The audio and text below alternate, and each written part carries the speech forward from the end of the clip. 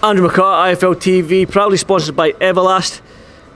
I'm here with, well, you caused a little rumour going about that you were stepping in for Billy Joe at the beginning of the week, John Ryder, but you managed to clear that up with young Oscar. So you're not here to replace Billy Joe in case he pulled out. You're just here for, as a fan, I say. Just here for the piss up. How long was that deal with Everlast lasting? As long as, you know what, I'm not privy to any of that information. I'm just an idiot with a camera and I just point and shoot, basically, that's me. Hopefully it's everlasting, eh? Yeah, you set yourself up for that one. Well done. His pockets up. Not mine anyway. John, the fight itself, Billy Joe and Canelo, you were lucky enough to get a picture with Canelo during his press conference. The man, he uses a presence about him, isn't there? There's that feeling when you see Canelo, you're like, oh, he is boxing at the moment. Him and maybe you can argue maybe Anthony Joshua, the two biggest stars in boxing at this moment in time. Tyson Fury as well, obviously. But what do you feel when you see somebody like Canelo? Do you give him, Billy Joe, do you give Billy Joe a better shot against somebody like Canelo? Yeah, I mean, you look at Billy Joe, like his pedigree speaks for itself. He's undefeated as a pro for 30-0. Two-weight world champion. You forget that the last time he was beat was the Olympic Games when he was 18 years old. He's 32 now, 31, 32. That was 2008, 13 years ago. So he's undefeated in 13 years as a pro. That's some going. I mean, I know Canelo's only lost to Mayweather and he's had the other draw early doors, didn't he? But I mean, Billy Joe just doesn't know how to lose as a pro, and I mean, even at times I felt I had a close fight with him, but he just kept his nose in front. And other fights where you thought he's gonna slip up, he does enough to win, and he's perfected it. I think his best performances have always come working with the Tibbs, bar the Lemieux fight he had with Dominic Ingle. But I think Jimmy Tibbs knows how to work him, knows how to really get him going. He's obviously got a great team around him with Greg and now Cam doing the S&C. So listen, when Billy Joe takes it seriously, he can be unbeatable. And in the past, it's been one of them ones. Talent only gets you so far, and if you hard work beats talent when talent don't work hard. But Billy Joe's doing both now. Do you know what I mean? You mentioned that you did fight Billy Joe. I think it was back in 2013. It was a long time ago. You're both pups in the professional game, but what is it about Billy Joe that's he's hard to hit and stuff? What aspects of Billy Joe's game did you find difficult to negate? Well, I don't know. I feel like I had a real close fight with him. I think early doors he seemed to always build up an early lead. First 6 rounds was always Billy Joe's in fights, and I mean he did often fade in fights down the stretch, but always done enough early. 6, 7, 8 rounds. He'd always be 8 rounds up and maybe fade towards the end. But myself, when I fought him, I felt like I kind of matched him early on. It was pretty even. Then 7, 8 and 9, I kind of took my foot off the gas, but then I had a good strong finish. But I think he got his nose in front of them rounds. And listen, it was a close fight on an away show. One of them things, rival promotions, but you live and learn, and it was a learning curve. Do you know what I mean? Look what Billy Joe's gone on to do. I mean, I've had a few losses since and a few good wins, but his career took off. Do you know what I mean? He took full advantage of it. I mentioned that Canelo's got that awe about him, pound for pound king and all this sort of stuff. Beat Cam Smith, beat Yildirim, beat Kovalev. He's on a roll right now. But is Billy Joe the man to beat him? Can Billy Joe beat him? The slick southpaw, he's had trouble with southpaws before, hasn't fought a southpaw in 6 years in Erislandy Lara.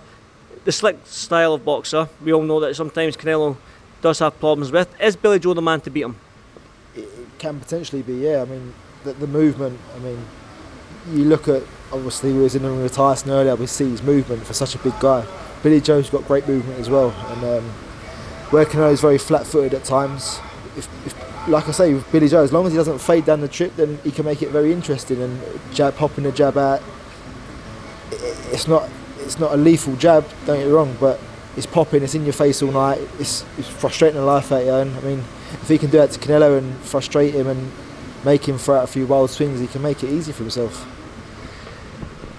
Obviously there's been, when it comes to Billy Joe, Canelo's had a couple of good fight weeks in terms of Carl Smith. It was the bubble, it was quiet, it was peaceful, and everyone's telling me that that's the way Canelo likes it. He doesn't like loads of people and this, that, and the media and stuff like that. He does do his media, he's a professional, he does what he needs to do, but he likes to chill, he likes to train, go up to his penthouse, well, it is his penthouse, goes up to his penthouse and relax.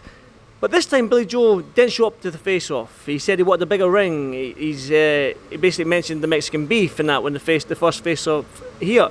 Do you think Billy Joe's got under his skin a little bit? Have you seen anything in Canelo when you've seen him around the hotel that Billy Joe might have rattled him or fired him up in any way? Yeah, I think, I don't know, I think Canelo is very professional. I don't think it will let him affect his game plan too much, but I think, Billy Joe's definitely rolled him up. And you know what, it's not even so much Billy Joe, he's got people around him that have kept the act up for him, and I think Billy Joe's been up at his room sometimes just laughing at what he's been seeing and just lapping it up. But that's it, it's not affecting Billy Joe's mentality to the fight. He's going to go in there, do what he does, but all the meanwhile, his dad's been on the case, a few of the others have been driving Canelo mad, so listen, anything that helps. Prediction for the fight then, John. Obviously, a fellow Brit, Billy Joe, you're out here. There's not many fans out here in terms of British fans for Billy Joe. It's going to be a cauldron of noise against Billy Joe in there with 70,000 Mexican fans. But as a fellow Brit, are you hoping he can do it? Do you think he can do it? Listen, I'm such a fan of both. Do you know what I mean? Obviously, I've been lucky enough to share a room with Billy Joe in a fight, and I've done a bit of sparring with him in the past. For British boxing, and I hope and I pray, but as a boxing fan, I want to see Canelo go on and do things. I've always wanted my chance at Canelo, and I'd love a chance against Billy Joe. But listen, the fans are in for a treat. You're either going to see the crowning of a new champion in Billy Joe with all the belts, or it's going to go to Canelo. And I think you've got to favour Canelo going on recent form. Billy Joe's had not lacklustre performances, but his last performance against Martin Murray wasn't sensational. He's been quite inactive, whereas Canelo's been the most active he's ever been in recent months, especially during the pandemic. So you have got to favour Canelo, and I think it's going to be hard for Billy Joe to win on points at it, but if anyone's going to do it, it's going to be Billy Joe. Talking about your shot at Canelo, like you almost had, the rumours going about, you caused a little bit of a stir on Tuesday. When the word got out that John Ryder was flying out, we were like, oh, that's Billy Joe called off the fight. John Ryder's here and his replacement. But it's clear that you, as a fighter, and the fighter that you are, you've had some great performances in the Callum Smith fight. Although you lost the fight, a lot of people think you won the fight, but that's neither here nor there at the moment. But again, you're on a roll right now yourself. You're flying at the moment. You've got a big fight coming up in David Morrell in the end of June, I believe, for the WBA regular title. You think maybe you're only two or three fights away from maybe even getting that opportunity against Canelo? Because we've seen strange things happen in this sport before. Well, this week I was only a couple of days away from it, so you never know. No, do you know what Eddie Owens always said to me, like in the build-up, like he put me on the Golovkin card in December because you don't know what's going to happen with COVID. Callum Smith might have landed and failed a test and not been able to fight, so he got me over on the Golovkin bill, so I was not too far away. I could have stepped in last minute, so I've always kind of been on the back burner for these fights as a late replacement and been kept busy, so it's always been in the back of my mind that it might come up. But listen, if we're being honest, I want to do it properly. I want a 12-week camp. I want adequate sparring. I want to do a proper camp. I don't want to be a last-minute replacement, just doing it for the paycheck. I want to go in there and give it my all and come away victorious. That was going to be my next question. Obviously, you mentioned you were the backup for these Callum Smith fight and this fight as well, some might say, but you don't want that. Like you just mentioned that you want the 12-week camp, because as any fighter, they're going to go in there thinking they can beat somebody like Canelo. Now, like I mentioned, the southpaw stance he's had trouble with. Although he's beat the southpaws he's faced, he's had trouble with them. You're a southpaw and you're on a roll yourself. I mean, Callum Smith fight, and loads of people go back to that. The fight in Vegas, I can't remember the gentleman's name you fought. Bilal Akwe. Yeah, that's right. You're flying at the moment yourself. I'm guessing, and obviously the fight on the Golovkin undercard back in December as well.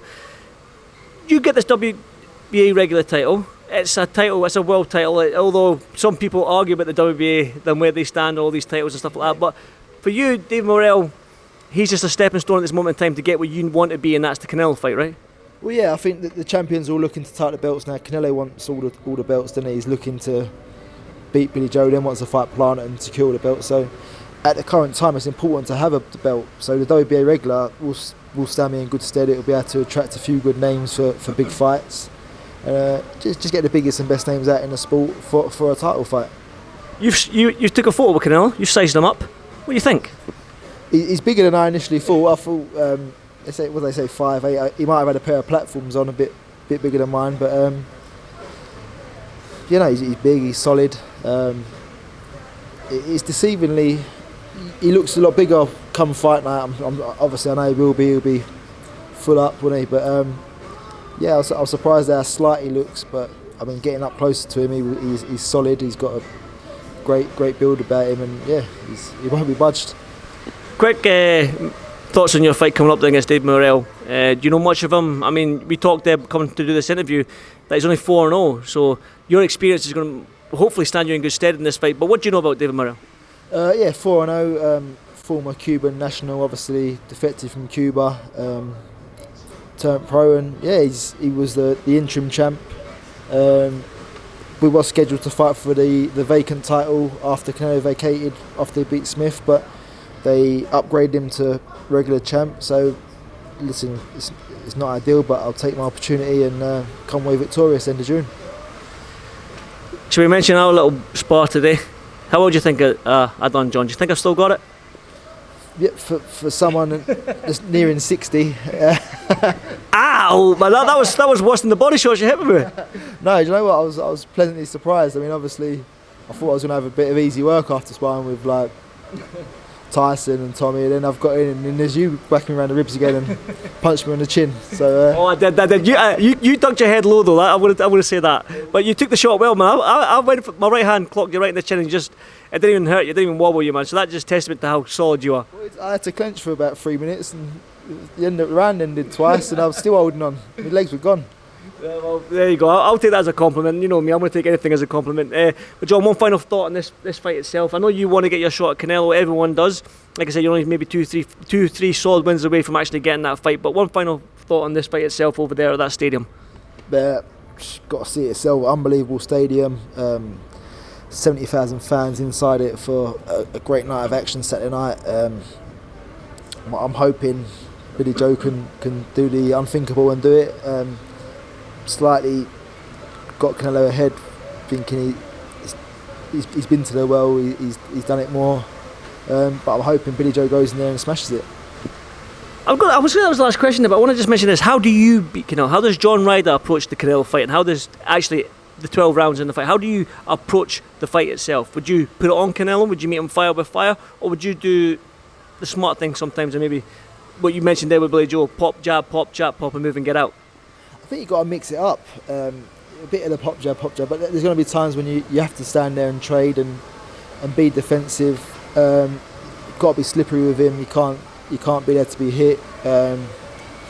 Don't be falling for his feints to the body and then dropping your hands down to block it and getting whacked around the chin, because everyone seems to fall for it. Listen, he's very good at what he does. They both are.